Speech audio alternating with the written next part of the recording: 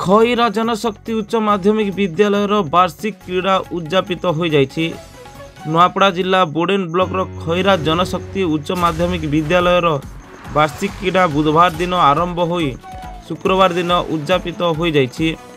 उक्त क्रीड़ा प्रतियोगिता रे खईरा यूपी स्कूल और उच्च माध्यमिक विद्यालय 700 जन छात्र छात्री अंशग्रहण करथिले।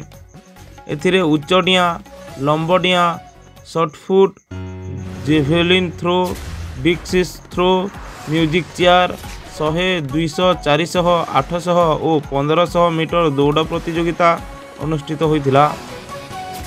खेल शेष में मनोरंजन कार्यक्रम दर्शक मानकु मन मोहिथिला। कृति छात्र छात्री मानकु पदक सह मानपत्र अतिथि माने प्रदान करथिले।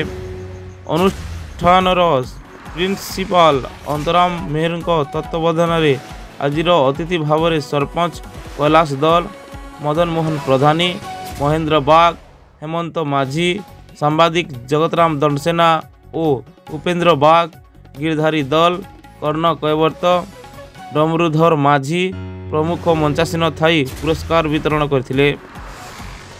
कार्यक्रम में दिलीप दास, जोगेंद्र नाथ दंडसेना, हरिहर माझी, तन्मय तांडी, जयप्रभा बनगोला, पुष्पांजलि माझी, देवाशीष पटेल, कीर्तिराम माझी, प्रतोष कुमार दानी, संतोष बाग, अतिथि अध्यापक मानक मध्य भारती विश्वकर्मा, वर्षाराणी नायक, जयंती माझी, जगमोहन मेहर, नरेश साहू, सुरेंद्र दंडसेना, यूपी स्कूल कमला दुरिया, सिंधु माझी, वैद दल, मुकेश कुमार नायक प्रमुख शिक्षक शिक्षयित्री सहयोग करथिले।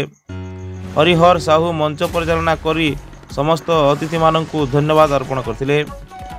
Bureau report OD24 fast news.